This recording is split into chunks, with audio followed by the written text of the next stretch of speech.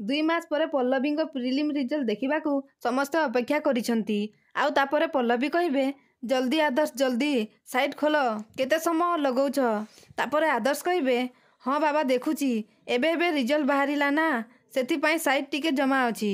ତାପରେ ରୁବି ମନେ ମନେ କହିବେ, ମୋତେ ତୋ ଉପରେ ଦୟା ଆସୁଛି ପଲ୍ଲବୀ, କାରଣ ମୁଁ ଭଲ ଭାବରେ ଜାଣିଛି ତୁ ପରୀକ୍ଷାରେ ନିଶ୍ଚୟ ଫେଲ୍ ହେଇଥିବୁ।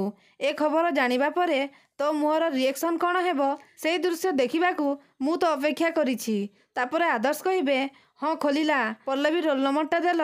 ତାପରେ ଆଦର୍ଶ ଚେକ୍ କରିବେ, ଆଉ କହିବେ, ୱାଓ ପଲ୍ଲବୀ ତମେ ତ ପ୍ରିଲିମ୍ କ୍ଲିୟର କରି ଦେଇଛ। ତାପରେ ରୁବି ଆଶ୍ଚର୍ଯ୍ୟ ହେଇଯାଉଛନ୍ତି। ଆଉ ତାପରେ ଆଦର୍ଶ କହିବେ, ପଲ୍ଲବୀ 5th ପୋଜିସନରେ ତମ ନାଁ ଅଛି। ତାପରେ ଆନନ୍ଦ ଖୁସି ହେଇ ୟେସ୍ କହିବେ, ଆଉ ସମସ୍ତେ ବହୁତ ଖୁସି ହେଇଯାଉଛନ୍ତି।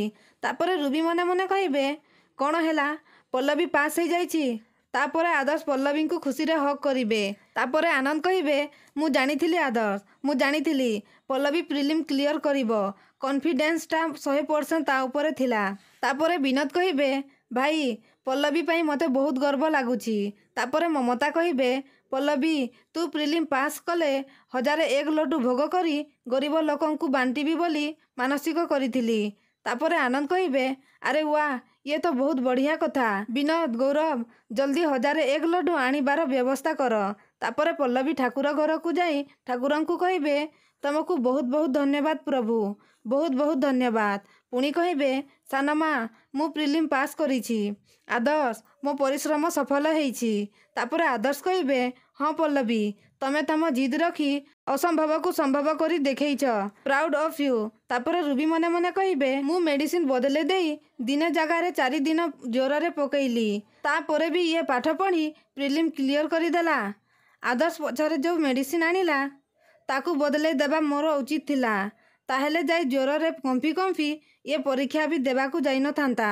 ତାପରେ ପାଖକୁ ଯାଇ କହିବେ, ହଁ ହେଲା, ଏ ସାମାନ୍ୟ କଥା ପାଇଁ ଘରେ ଏତେ ଉତ୍ସବ ମନେଇବାର କ'ଣ ଦରକାର? ତୁ ତ କେବଳ ପ୍ରିଲିମ୍